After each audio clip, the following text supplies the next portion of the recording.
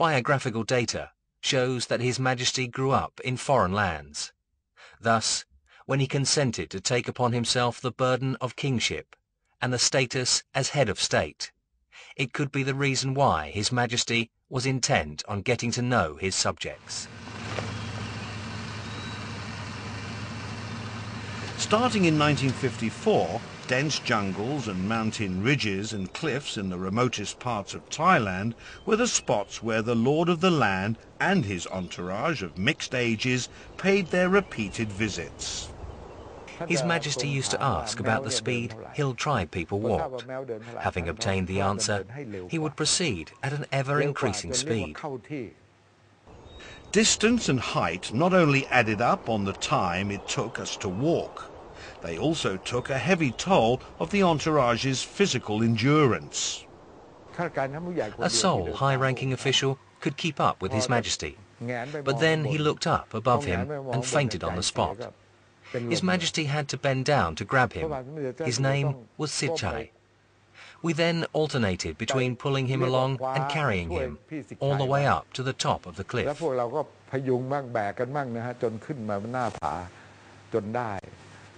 Some members of the entourage were gasping for breath, could not respond to radio calls, and they came that often too. A voice would inquire how the persons were getting along. Of course, only the sound of hard breathing was heard in response. His Majesty was having such a good time.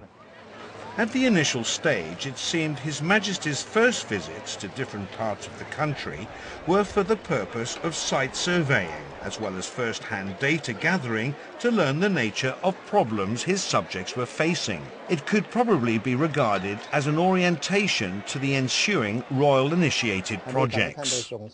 The visits enlightened His Majesty on the geographical features, the people's living quality and the various problems facing the people in each part of the country. These problems varied distinctly. The most fun came when it was time to break for lunch, not at noon, but around 2 p.m.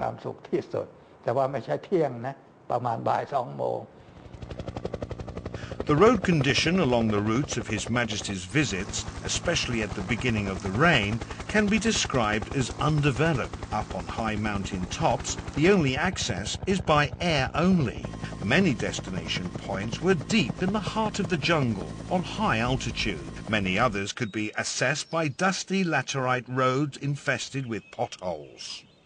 The condition did not bother us much, as we had experienced it before, but it was rough for local officials, like provincial governors and the like. I followed behind and could see how pale they looked sitting there. I mean, they did not faint. They were all sitting in rows when it came to walking up those hills. Everywhere he went, His Majesty would not fail to see calloused hands folded together high over the owners' heads, in respect to him. Some laid out the most precious piece of cloth they had on the ground, waiting for His Majesty to step on them. With the king's footprint on it, the piece of cloth would not be used or washed. Instead, it would be neatly folded and preserved at the praying spot where the people keep Buddha's image. On Sabbath day, they will put flowers to pay homage to the sacred piece of cloth in gratitude for what His Majesty has done for the country. Most of them do this. In highest esteem and with total devotion, people's heads bent down toward the young monarch's feet. This was believed to bring good things to their life of hardship. I was down on the ground to pay respect to His Majesty when he came down. He actually came directly to where I was sitting. I had never dreamed I could meet him in person. Tears readily rolled down my cheeks. I was overwhelmed to see him.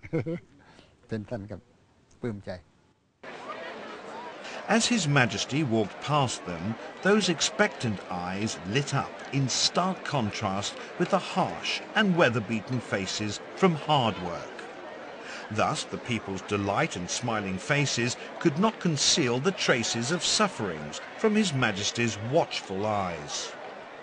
The king knelt down to talk to us, asked how one of us who was blind could come. He said his niece brought him along. Why did you want to come? Was the king's next question.